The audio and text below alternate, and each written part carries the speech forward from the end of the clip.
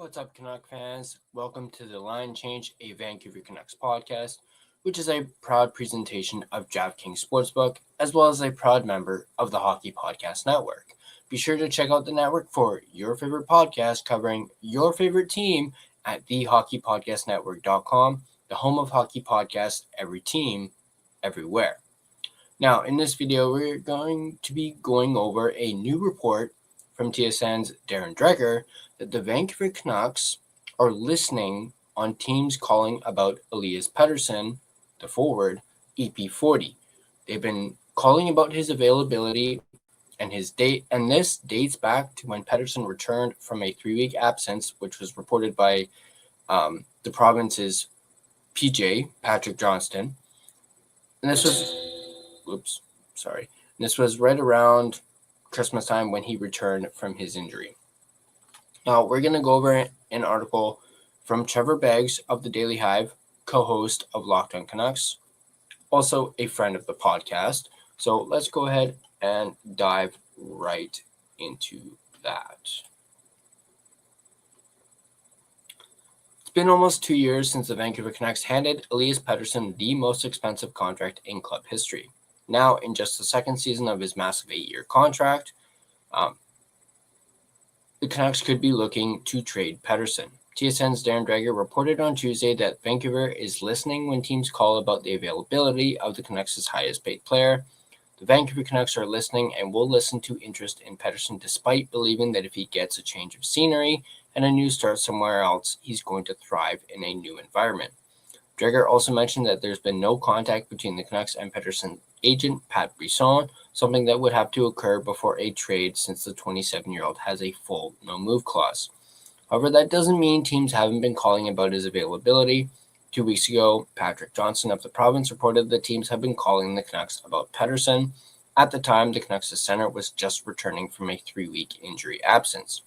While he's still nowhere near the player he once was, Pettersson's defensive numbers have remained solid, even though he's going up against the opposition's top players on a nightly basis. Now, let's bring up this real quick. This is Pettersson, and this is coming to us from J Fresh Hockey, who does a lot of great stuff. And as you can see there, Pettersson's projected WAR is at a 91%. His even strength offense is at a 27%. His even strength defense, so like we just mentioned, his defense has been solid, is at a 92%. Power play is 85%. Penalty kill is 62%. His finishing is at 85%. His goals are at 80%. First assists are at 22%. Penalties at 97%. And complete competition at 94%. Teammates 90%. You can see the WAR percentile rank right there. So it has definitely gone down from 2023-24 season to now. There was obviously that huge dip in 24-25. And his offense versus defense versus finishing has obviously gone down as well, particularly his offense. As you can see there, gone down from 23-24 to this year. His defense obviously went up last year and is about even keel for this year. And then finishing, that also has gone down in the last couple of years, from 23-24 to now. And then it's kind of taken it's gone a bit back up, as you can tell. But let's continue on with the article. Backers of Pettersson will point to the fact that he hasn't been playing with good wingers.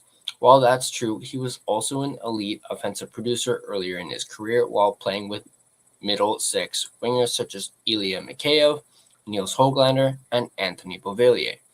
And of course, it's hard to ignore his middling production when he's the NHL's 8th highest paid player.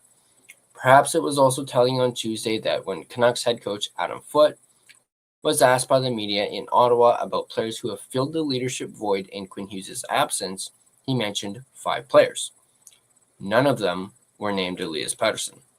That is actually quite intriguing and perhaps we'll look into that a little bit, and perhaps we'll know a little bit more about that, because that is very interesting to hear. Although Pettersson's struggles have been well documented, he has been scoring with more regularity of late. Over his last 8 games, the Sundsvall Sweden native has 4 goals in 8 games. Could a hot streak be what it takes for a team to pay up for his services? That's what a large portion of the fan base is likely hoping for. Now, before we continue and discuss more about Pettersson, let's do my mid-show sponsor read. And I'd like to start off by thanking my main and primary sponsor, none other than DraftKings Sportsbook, the official sports betting partner of the NHL.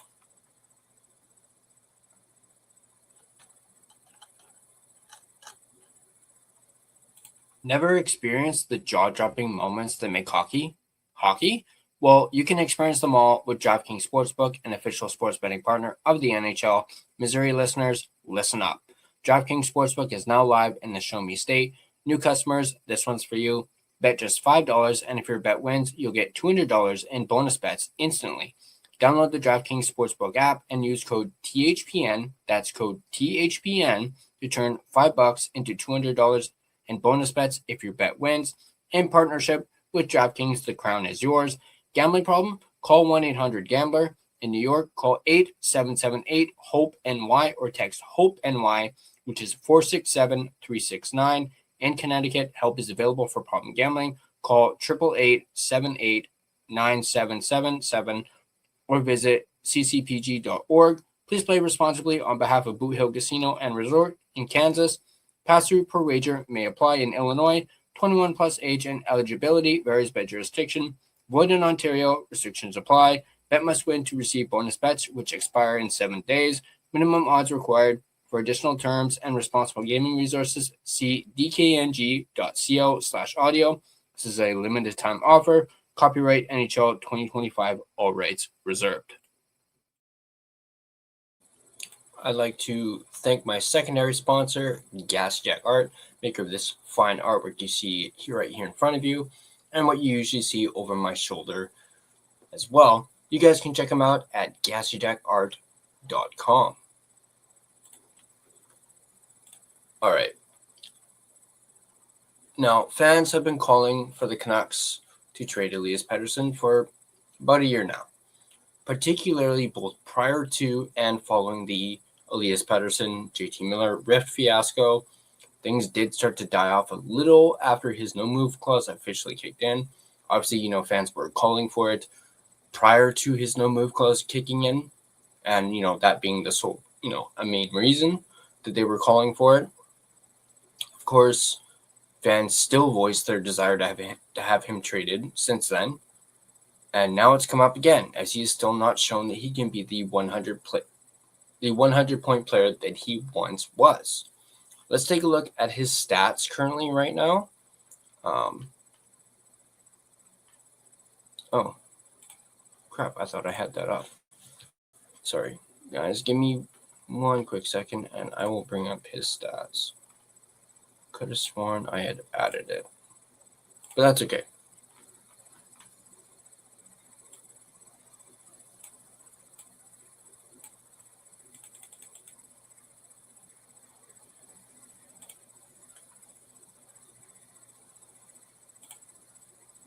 There we go. All right. So as you can see, people probably already know about 2018, 2019. We want to focus on 2025, 2026. 38 games played, 13 goals, 15 assists, good enough for 28 points. And of course, he is projected to finish with 54 points, 25 goals, 29 assists in 74 games. I know, people probably look at that 54 points and go, seriously? That is not a $11.6 million player. And you are absolutely right. That is not. But I think a lot of people will not be as upset about it. And this is just my opinion because of the type of season that the Canucks are having right now and the fact that it's a lost season. And yes, I can confidently say it is a lost season because, That's just what it is at this point. So I guess that may soften the blow a little bit. The fact that Pettersson likely won't even get to 60 points. Could that change? Maybe. I mean, if Pettersson goes on a heater, that could potentially change. But at least, and this is just me, at least it's better than the 45-point season that he had the year prior. And if that continues to be like an uphill trajectory over the next few years, hey, I'd be set. Personally, I would be satisfied with that. But obviously, 54 points is not ideal for a player who is paid like he is. Now, on that note, he has not had a multi-point game since November 17th against the Florida Panthers when he had 2 goals. Since then, it has been all single points for Pettersson. Although, on that note, Pettersson has only had 6 multi-point games in 38 games played. And I will say this, though he does have 4 goals since the calendar flipped to 2026, and he's also got 5 points in 7 games to start the new year. So that is obviously positive when it comes to Elias Pettersson. He has been playing better as of late. The question is, can that continue and can he sustain it? Is the real major question. Personally, and this is once again just my opinion, despite the fact that the Canucks are listening on calls for Elias Pettersson, I still don't think he's going to be traded. And again, that is just my personal opinion. And that's essentially been my opinion this entire time throughout this whole, are they going to trade Pettersson stuff? Even dating back to before his no move clause kicked in. Back then, I didn't think they were going to trade Pettersson. Like, at all. I've strongly been in the I don't think they're going to trade PD boat for a really long time now.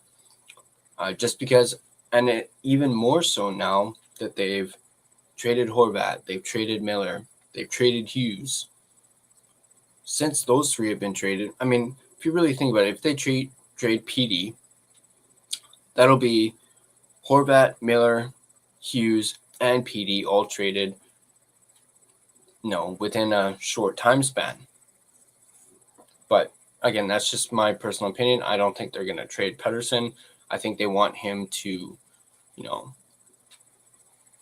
be one of the probably few guys still left or still veterans, quote unquote, to help lead the younger guys. But do Canuck fans even want him to go on a hot streak, as it could very well hurt the tank? Do you want him to start ramping up the points, much like what Trevor mentioned, to entice teams to give up something big for him in a trade? Now, apparently, and this is just a rumor, so take it with a grain or pinch of salt, if the Canucks were to trade Pettersson, sorry, let me just get this down. There we go. If the Canucks were to trade Pettersson, they would want a center back in return.